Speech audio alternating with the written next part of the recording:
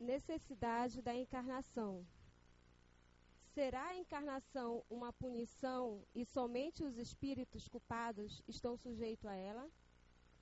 A passagem dos espíritos pela vida corporal é necessária para que possam cumprir, por meio de ações materiais, os planos cuja execução Deus lhe confiou. Isto é necessário para eles mesmos, pois a atividade que estão obrigados a desempenhar ajuda o desenvolvimento da sua inteligência. Deus, sendo soberano, justo, considera igualmente todos os seus filhos, e é por isso que ele dá a todos o mesmo ponto de partida, a mesma capacidade, as mesmas obrigações a cumprir e a mesma liberdade de ação. Qualquer privilégio seria uma preferência e qualquer preferência uma injustiça. Mas a encarnação é para todos os espíritos apenas um estado transitório. É uma tarefa que Deus lhe impôs no início de suas vidas, como primeira prova do uso que farão do seu livre-arbítrio. Aqueles que cumprem essa tarefa com zelo vencem mais rapidamente e de maneira menos aflitiva esses primeiros degraus da iniciação e colhem mais cedo os frutos do seu trabalho. Aqueles que, ao contrário, fazem mau uso da liberdade que Deus lhe concede, retardam o seu adiantamento. E é assim que, pela sua teimosia, podem prolongar indefinidamente a necessidade de reencarnar. E é quando, então, ela se torna um castigo. Alô, alô. Boa tarde, tudo bem? Sejam todos bem-vindos, né? Então vamos lá. Plano espiritual. Já disse Platão que o mundo real é o das ideias, né? O verdadeiro mundo seria aquele onde tudo se origina, o pensamento, a criação, né? A criatividade. E esse plano onde vivemos aqui seria um plano ilusório. O Espiritismo nos ensina que a criação, né, tudo que vemos, tocamos, aquilo que fazemos parte e aquilo que somos, é formado por dois itens distintos: o princípio material e o princípio inteligente. O princípio inteligente seria a nossa origem, né, de onde proveniemos, o espírito, né, a individualidade que somos. E o princípio material seria tudo que vemos, tocamos, né, a matéria, a energia, o plano tanto físico como o plano espiritual mais próximo ao nosso, tudo que tem forma, né, tudo que depende da imagem, da energia, seria o princípio material. E dentro disso evoluímos, prosseguimos, né, vamos em frente, caminhamos, no sentido de um dia sermos seres perfeitos. Pois bem, mais alinhados à nossa realidade, né, o que vivemos hoje, o que sabemos como humanos, como pessoas, né, que aqui estamos, o que sabemos sobre o universo? Esse universo que conhecemos aqui, palpável, visível. A ciência coloca... Deixa eu botar aqui.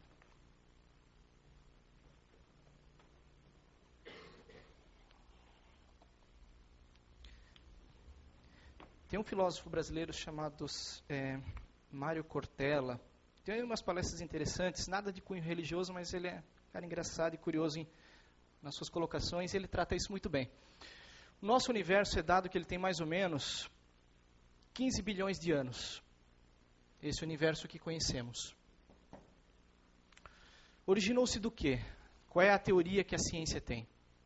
Que tudo era uma massa contida num ponto determinado, até que um momento, algo, né, Deus, seja a energia que você considerar, uma grande explosão que denominaram Big Bang, né, que deu origem a toda a forma, a expansão do universo. Temos um ponto concentrado, né, e esse ponto foi expandindo.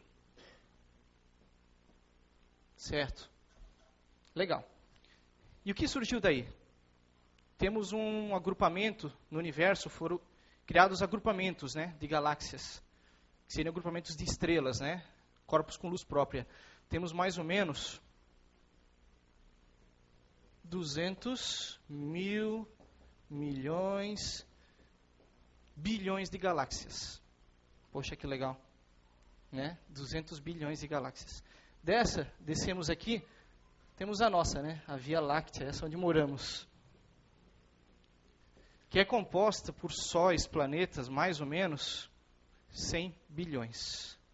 100, 1000, milhão, bilhão. É zero, né? Vamos descendo. Nesse temos uma bela estrela chamada, né, o nosso Sol, a estrela, já foi quinta grandeza, né? Sol. Sol, pois bem, giram em torno do nosso Sol vários corpos que não têm luz própria. Entre eles o terceiro planetinha, que é a Terra. Esse número foi descendo. Na Terra nós temos catalogados, mais ou menos, catalogadas, não que existam, existe muito mais, 3 bilhões de espécies, seres vivos. Dentre um desses está quem?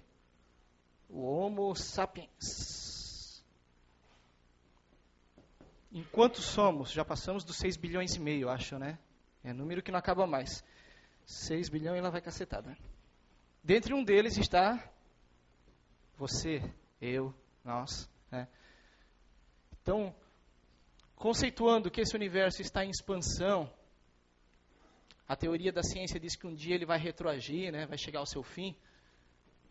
Que os orientais chamariam de o dia de Brahma e a noite de Brahma, né? Que o universo, Deus cria, destrói e assim a vida segue. Seria muita arrogância achar que ele fez isso tudo só por esse carinha aqui embaixo, não acha? Né? Por esse númerozinho pequeno aqui, essa cifra nisso tudo. O que nós conceituamos, aprendemos dentro do Espiritismo? Né? Qual o nosso papel, o que somos realmente? Né? Será que a vida inteligente está só aqui? Nesse pontinho aqui embaixo? Ou será que ela expande-se muito além? Temos a física quântica, essa aqui é a física convencional, né? A física quântica diz, já começa a gritar o quê? Em universos paralelos, múltiplos universos, né? Então, quer dizer, esse aqui seria um. E a física quântica já explana que existam mais. E esse número segue as cifras, então, estrondosas. Quão grandioso é tudo isso, né? A gente aprende que todo efeito possui uma causa primária, algo que vem antes disso. Einstein já colocou que todo efeito é ilusório, quando ele botou a fórmula que matéria vira energia, né, e energia vira matéria, mc ao quadrado, né, que ele é massa vezes constante da luz. Então, se tudo isso possui uma causa atrás disso, essa causa ela deve ser de uma inteligência tão grandiosa, tão suprema, né, tão superior, tão fantástica, que acho que a gente não deve ter como mensurar, conceber o que seria isso, né? O grandioso, o belo, o formoso que seria algo por trás disso tudo. Então voltamos para o nosso plano, aquilo que sabemos da vida, aquilo que aprendemos. O Espiritismo nos ensina que nós estamos nesse planeta aqui de expiação e provas, a Terra nesse momento, para evoluirmos, para melhorarmos o quê? A nossa consciência. Nós vivemos aqui em diversos níveis de consciência. Alguns têm uma consciência um pouco melhor, um pouco acima da média. Outros, como eu, têm uma consciência lá embaixo, né, que comete erro todo dia, quando levanta, quando vai dormir, quando trabalha, né, que pensa mais em si mesmo do que nos outros, que não tem a percepção do bem, do amor, da justiça, do que significa a união, do que significa esse grupamento todo, tudo isso o que significa.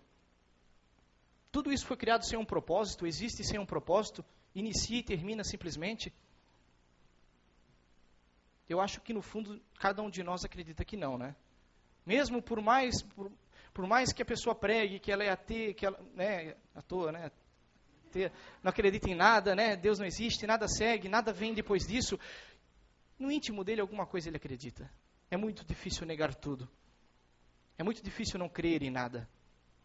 Até porque o nada não existe, né? O que seria o nada? É um vazio, né? Com exceção de Stephen Hawking, que tenta provar que o universo veio do nada, dos buracos negros, simplesmente, sem uma origem prematura. A maioria de nós acredita. E nesse conceito a gente percebe o quê? Que ao longo da vida, conforme a gente vai caminhando em cada existência, a gente aprende um pouquinho, a gente melhora em alguma coisa. Mesmo que eu abandone essa vida como um psicopata, uma pessoa que comete erros, que pratica o mal, alguma coisa ela levou dessa vida, esse indivíduo. Mesmo que ele viveu no descontrole a vida inteira, alguma energia, alguma coisa modificou-se nele e precipitou o quê? O melhoramento, o seguir em frente. E ele fez parte de uma cadeia. Uma cadeia de melhoramentos, uma cadeia de eventos, uma cadeia que leva a algo muito maior. No Espiritismo, nós vamos falar do karma, né, como ela leu nesse texto, né, que é a reencarnação, é a obrigação de você voltar, e a dor é uma consequência de você não evoluir, de você não aprender, de você não seguir os passos largos da vida, né, de acreditar no bem, na verdade, na justiça. O que seria o karma, né? O karma seria apenas mais uma lei evolutiva, que impulsiona, uma mola que nos joga para frente. Mas seria muito, muito pequeno a gente tentar sintetizar a vida, a evolução, nessa expressão karma. Né? Eu estou nesse planeta, quando eu desencarnar eu vou para o umbral. Alguém assistiu aqui o Nosso Lar? Acho que a maioria deve ter visto, né? Nosso Lar. Poxa, o Nosso Lar foi legal, ele dá uma visão bonita daquela obra de André Luiz, né? Do que é a vida, para a gente ter uma percepção um pouco melhor disso tudo. Né? O que seria o umbral? O umbral seria os meus tormentos, é o meu inferno. Aquilo tudo que eu guardo de desequilíbrio, de ruim, de escuro dentro de mim, esse é o umbral, esse é o inferno tão pregado. E eu não estou condenado a ele, eu me condeno a ele enquanto eu quiser. Esse sombrio, essa escuridão, essa existência, quando eu abandonar esse corpo físico, depende de mim. Se eu vou para um plano escuro, denso, tormentoso, cheio de indivíduos magnetizados e sintonizados na mesma vibração que eu estou. Mas se parar para pensar, eu já estou vivendo isso nesse plano antes de sair daqui. Investigue sua mente, investigue seu coração, investigue você mesmo, avalie-se, veja quais são os demônios que você guarda consigo. Quais são os problemas, as problemáticas, as dificuldades que você tem consigo mesmo. De se amar, de se querer bem. A mania que temos de nos acharmos melhores que os outros. O Espiritismo nos coloca que a caridade é a grande chave da evolução, né? De seguir em frente, de seguir os preceitos de Jesus. Só que a gente dogmatiza as coisas. A gente coloca que a caridade, a gente acha que se eu pegar uma cesta básica e entregar para uma pessoa, essa simplesmente é a caridade. Quando a caridade maior começa em casa. Eu acho que, se a gente para pensar no momento, se você foi lá, praticou a caridade para alguém, e você em algum momento se sentiu melhor do que aquela pessoa que você ajudou, alguma coisa está errado ali. A caridade valeu, mas valeu para aquela pessoa. Talvez para você não tenha valido da maneira que fosse importante valer. Talvez eu não tenha aprendido o que eu precisava aprender e perceber com aquele gesto que eu pratiquei. O gesto da humildade, de compreender quem realmente sou e me conhecer. Se eu me acho melhor que alguém, eu não me conheço. Não me conheço. Eu conheço as minhas características da pessoa, do ego encarnado aqui nesse plano. O Fábio que fez isso, que estudou aquilo, que aprendeu aquilo, etc, etc. O Fábio se acha melhor que os outros. Mas o espírito imortal que hoje se demonstra como Fábio, não é melhor do que ninguém. Não somos melhores do que ninguém. Olha o númerozinho que a gente é aqui embaixo. Nós estamos lá embaixo, no começo da cadeia. A gente está galgando pequenos passos, aprendendo, evoluindo. Estamos num planeta de expiação e provas. O plano espiritual, como funciona?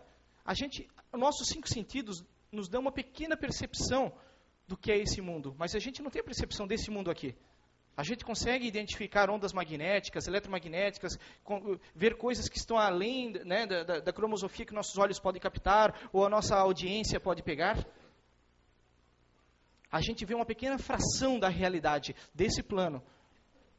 Que dera que irá me explicar e dizer como são os planos espirituais, os planos além desse plano físico. A gente conhece um pouco, aprende um pouco, estuda um pouco, e ótimo, isso impulsiona a gente. É legal. Mas a gente não deve dogmatizar as coisas. Por isso Kardec nos disse desde o começo, se um dia a ciência provar que estamos errados, sigamos com a ciência. Porque ele tinha essa visão. Não devemos transformar o Espiritismo simplesmente numa religião. O Espiritismo primeiramente começou como ciência, começou como aprendizado. Nos demonstrar como somos, para onde vamos, de onde viemos, o que é isso tudo. Qual é a primeira pergunta do Livro dos Espíritos, a primeira obra? Que é Deus? Poxa, né? Já começa ali, ó. Causa primária de todas as coisas, né? Mente suprema, que está acima de tudo isso, que coordena, que compreende. Nada lhe escapa. Será que Deus é bom ou Deus é mau? Será que Ele está? Esse ser que governa tudo, que rege tudo, que está além de tudo isso? Acho que com pouco que a gente aprende, a gente percebe que Ele não está sujeito a estar. Ele simplesmente é. E o que Ele é, nos garante que um dia seremos felizes, plenamente. Ele nos ofertou algo que não tem preço. Ele nos deu a capacidade de existirmos para sempre. Independente de você gostar ou não gostar de mim, eu gostar ou não gostar de você, um dia estaremos juntos. Porque você não gosta de como eu estou, eu não gosto de como você está. Mas aquilo que nós somos realmente, em essência, é maravilhoso. Cometo erros. Sou governado pelo ego, pelos instintos que se apresentam nesse corpo físico aqui que utilizo. Não deveria, mas muitas vezes as tendências instintivas dominam minhas ações. Mas estamos aprendendo com elas. Estamos aprendendo que não é só o prazer, não é só saborear, não é só somente o ver, somente o sentir. Existem sentidos que estão além desses sentidos humanos. A felicidade não está restrita a uma expressão de um momento, de como nos encontramos. Felicidade e prazer são coisas que não devem ser confundidas. A dor nos visita, mas não quer dizer o fato da dor nos visitar que não possamos ser felizes e estar felizes sempre. Quando perdemos alguém que amamos, né, a ilusão de que perdemos, esse alguém se afasta de nós, a dor nos visita. Por quê? Porque algo nos é tirado. Mas esse algo faz parte do processo. E o reencontro é certo para todos. Para tudo. Estamos numa cadeia evolutiva onde tudo está conectado. Seja no plano da energia ou no plano espiritual, há uma conexão em tudo, uma interação. Há um propósito para tudo. Se hoje eu enfrento algum problema de ordem física, econômica, adversidades do dia a dia, eu não posso permitir que isso me tire a vontade, a alegria de viver, o prazer de existir. Eu perdi meu emprego, eu perdi um filho, eu perdi uma casa, eu perdi... Você considera que perdeu isso porque você considerava seu, mas nada nos pertence. É fácil falar, é óbvio. Mas a gente deve se esforçar para ter isso em mente. Se esforçar para ter essa percepção bonita da vida. Que tudo é tão grande, de que nós fazemos parte de algo tão maravilhoso, tão complexo que é a existência. Que Deus é uma coisa tão fantástica. De que de muitas maneiras nos é ofertado compreender isso, perceber isso ao longo da nossa vida. Dessa, ou da próxima, ou da próxima, ou da próxima, sempre nos é erguido a mão. Estendida a mão, né? Somos erguidos a levantar quando cairmos, quando erramos, quando praticamos o mal, quando o mal ilusório, né, que acreditamos, né, quando seria o desequilíbrio, o erro, a fuga.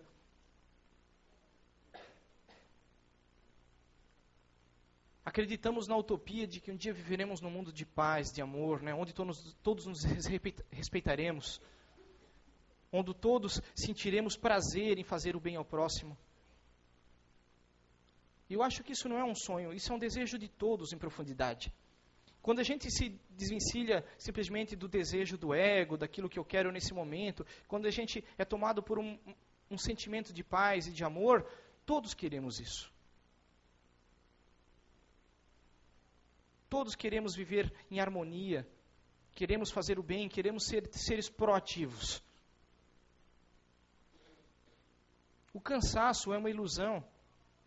A dificuldade de levantar de manhã cedo, de seguir um dia trabalhando com labor, com afinco, com vontade, deve ser algo constante esse desejo dentro de nós. Proatividade, proatividade, proatividade. Eu não desisto, eu acredito, eu acredito, eu acredito. Isso modifica a nossa forma de pensar. Acreditar que você tem a capacidade de ser melhor hoje do que era ontem. De que não importa o que os outros digam ou pensem a seu respeito. Você tem dons maravilhosos. Você tem a capacidade de mudar o mundo. Se você seguir isso em frente, se a gente busca isso, se a gente acredita nisso, isso se torna uma realidade na nossa vida. Perceba o dia que você levanta com vontade de encarar todas as dificuldades. Você não está nem aí para os problemas que virão naquele dia. Às vezes naquele dia vem um problema grandioso, mas a gente passa com aquilo, com uma facilidade. Por quê? Porque a gente não estava se importando com o problema. A gente valoriza o problema, a gente valoriza as coisas pequenas. A gente coloca aquela visão assim, estreita da vida e acha que aquilo é aquilo e acabou. Por isso eu achei importante trazer essa visão aqui para a gente ver. Tudo é tão grande. E a gente é grande também. Talvez fisicamente sejamos pequenos, mas em energia, em potencialidade, em capacidade, nós somos descendentes do quê? Desse ser supremo que criou tudo. Não existe limite, limitações para o que podemos fazer.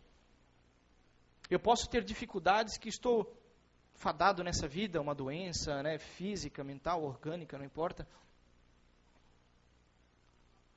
Mas isso é parte de um pequeno processo.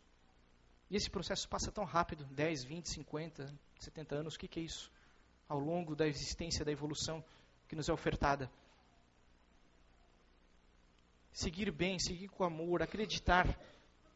Estar preparado para aprender mais a cada dia. Não viver em dogmas, não viver em ilusões. Tal pessoa de tal religião me disse aquilo, pronto, e aquilo é a lei. Aquilo é o certo, é aquilo que eu tenho que seguir. As leis mosaicas foram substituídas por quem? Mestre Jesus, que veio depois, E a obra dele continua seguindo. O Espiritismo veio para quê? Para nos ofertar algo maior. No nosso aprendizado, nossa caminhada. E o que virá depois do Espiritismo? Quem sabe? Seguir em frente sempre, sempre, sempre, tal é a lei. Sem desistir, sem desacreditar. E para onde eu vou quando eu partir daqui, Esse plano espiritual. Nossa, que surpresas nos reservam, Muitas camadas, muitos, Será que eu vou para o nosso lar? Nosso lar é apenas um pequeno estágio disso tudo, Haverá um momento em que não teremos mais forma. Atingiremos o plano mental, e do plano mental para onde iremos? Não há limites. Isso é o que aprendemos. Mas se seguimos a cada momento, a cada dia, a cada segundo, aquilo que vamos, a cada estágio. Poxa, o Roberto deu uma palestra muito legal que eu assisti dele aqui sobre o sobrenatural, Muito legal quem teve a oportunidade, dos ciclos, os saltos. Quem não pôde estar no site, ali está disponível, é muito interessante, realmente traduz muito isso. Viver o momento que estamos vivendo com excelência. Aproveitar bem esse momento. Não desistir, não fracassar, não perder a fé. Não deixar se iludir porque acha que sabe tudo. O conceito de quando entramos no Espiritismo, aprendemos alguma coisa e achamos que descobrimos toda a verdade. Isso é só uma faísquinha do iceberg, pequena gota. Tudo é tão belo, tão grandioso. Mas, em profundidade, o que é mais importante? O amor, a evolução moral. A nossa capacidade de sermos sólidos naquilo que somos. Tenho defeitos, mas hoje, em que eu sou sólido hoje na minha vida? Eu sou sólido do bem? Respeito minha esposa, meus filhos, meus pais, meu marido? Ou eu quero que eles façam por mim, eles me respeitem e eles me sigam? Eu sou o centro das atenções. Desses 3 bilhões, no mínimo um pequeno percentual tem que me seguir, porque eu sou superior a eles. Sei abrir mão. Sei desistir de coisas quando eu não posso tê-las. Ou sou uma criança mimada que briga, luta, insiste e continua dando murro em ponta de faca porque acha que aquilo é o essencial para mim. Eu preciso daquilo, eu quero isso, eu quero e eu não sei abrir mão. Pare e pense quantas coisas você já teve que abrir mão na vida. Eu hoje eu estava pensando nisso, quantas coisas eu tive que abrir mão, e quantas me fizeram bem abrir mão. A gente tem medo de largar as coisas. Isso aqui me pertence, é meu, ninguém encoste nisso. Eu preciso disso para ser feliz. Se isso aqui eu perder, o mundo acaba para mim. Aí de repente um dia some, eu sofro, mas no dia seguinte eu vejo que aquilo não fez falta. Por quê? Porque a gente cria monoideias, a gente se enraiza em coisas, em eventos, pessoas, fatos, ilusões e não larga elas nunca. Isso que eu aprendi é o certo, isto está certo e vai ser sempre certo. 2 e 2 sempre vão ser 4.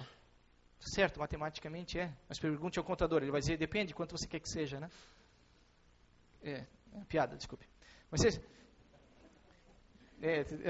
lembrei agora. Tá, é uma piada um pouco maior, mas faz mal. Então, a gente tem que aprender o que abrir mão às vezes. Acreditar que a vida ela é uma coisa fantástica, que nós somos fantásticos, que as nossas potencialidades, nossa mente é fantástica. Eu consigo imaginar, eu consigo racionalizar as coisas, eu consigo criar coisas. Isso já é um pequeno processo em toda a grandiosidade do universo. Um dia seremos co-criadores. Nesse momento eu posso criar aonde? Aqui dentro. E aí voltamos aonde? A Platão. Né? Que plano é o verdadeiro? O plano que está aqui. O pensamento é o ato em ficção. Ele é que vai materializar-se em eventos, em coisas. Esse ser superior, eu imagino que tudo começou em algo nele, e dali ele criou, não é? Ele imaginou, e aquilo realizou-se. E esse princípio segue em cadeias abaixo. Nós estamos conectados a essa cadeia. Eu quero, eu desejo, eu penso, então eu posso. Mas por que eu quero, desejo e penso isto? Aí então vem o propósito. E voltamos à lei maior, que é a lei do qual? A lei do amor, a lei da evolução. O livre-arbítrio, ele está restrito a essa lei. Existem leis superiores que regem as inferiores. Temos o livre-arbítrio, mas ele tem restrições, por quê? Porque eu tenho que ter respeito ao próximo. A minha liberdade vai até onde? Se eu ajo por um bem maior, a minha liberdade com certeza é muito maior. Mas se eu ajo apenas por mim mesmo, a minha liberdade se restringe, as minhas capacidades. Aí vem aquela coisa do karma, né? A dor, o sofrimento, etc, etc. Por quê? Porque eu só penso em mim mesmo, eu não penso em mais nada. O que importa é o que eu quero, o que eu acho, o que eu digo. Sofrimento sempre, a dor é a nossa amiga que nos visita para ensinar alguma coisa. Sempre, sempre, sempre, sem exceção. A gente pode não entender no momento. Pode demorar a entender, talvez não entenda nessa vida, mas ela veio nos ensinar algo. E se olharmos com uma visão mais longa, além do horizonte dessa vida, a gente consegue perceber isso em muita coisa que se passa conosco. Não justificando, tal pessoa me largou porque eu larguei alguém em outra vida. Não, novamente voltaremos aos dogmas, sem dogmas. Mente aberta, clareza de pensamento, lucidez sempre. Todo dia, lucidez, lucidez, lucidez. Não restrinja pequenos conceitos à realidade da vida e da grandiosidade da criação. Será que eu faço isso ou faço aquele outro? Busque no seu interior. Aceite a orientação dos nossos irmãos mais velhos. Nós temos sempre a orientação nos ajudando, nos intuindo, quando por nós mesmos, através dos outros às vezes. A espiritualidade nos oferta muito auxílio. Né? Se a gente for parar para pensar em tudo que Chico Xavier nos deixou, só ele teria montado o Espiritismo. Não é? Todas as obras, todo o conceito, tudo que ele nos deixou, mas é claro, tivemos o grandioso Allan Kardec, que veio, né? Evidentemente, nunca desmerecendo ele. Mas temos tantos médiums, tantas pessoas que nos trazem expressões, conhecimentos, ideias melhoradoras para nós, para seguirmos em frente, para a sociedade, para aplicarmos na sociedade, não somente dentro de um ponto religioso, mas aplicarmos na vida. Mente aberta e lucidez, capacidade de aceitação.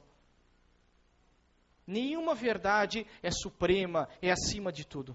Sempre questionar-se, refletir. Mas também nunca deixar de ter fé em tudo, não é simplesmente não acreditar em nada, não. A crença no amor, a crença no bem e na lógica.